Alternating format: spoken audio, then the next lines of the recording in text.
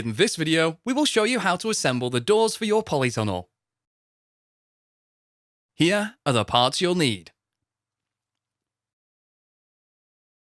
Constructing the doors in the warmth of your garage or on a hard flat surface is easier than trying to perform the operation on site. A door is made up of 2 uprights and 4 cross pieces. The uprights are 47mm by 75mm timber and are 2.1 meters long. The 4 cross pieces are also 47mm by 75mm timber and are 1 meter long. The remaining pieces of timber in the pack are battens, which we will use to secure the door cover to the door.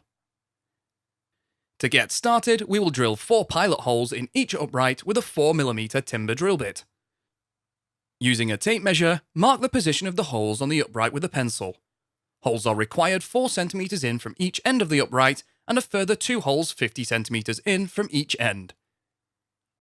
Ensure you drill the holes central to the width of the timber. Lay the 2 uprights parallel to each other, ensuring that the holes align, and then position the 4 cross pieces between the 2 uprights centrally with the holes. Once you are happy with the alignment, screw them together using the 150mm screws supplied in the commercial door furniture kit. We will now strengthen the joints with nail plates supplied in the commercial door furniture kit. Position a nail plate centrally across the joints and nail into place using twisted nails. Flip the door over and repeat. We will now fit the polythene panel to the door. Lay the polythene panel over the door. Ensure one edge of the panel is flush with the outer edge of one upright, and use a staple gun to secure it down to one upright. Pull the panel tight across the width and secure it to the opposite upright, ensuring there are no wrinkles or creases in the panel. Now secure the panel to one end of the door, whilst pulling any creases out. Secure the panel to the opposite end of the door. Finally, nail the battens around the frame on top of the panels. This will further secure the panels in position. The battens are 19mm by 38mm timber and come in 1.8 meter lengths. You will be required to cut battens to size. The uprights require 1 full batten and a shorter piece, cut to size. Position the batten flush with the inner edge of the door. Secure in position with nails approximately 20 cm apart. Repeat on the opposite upright. Now measure and cut battens for the 4 cross pieces and secure in place.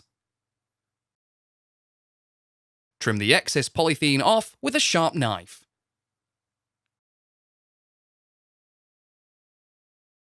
Now it is time to fix the hinges.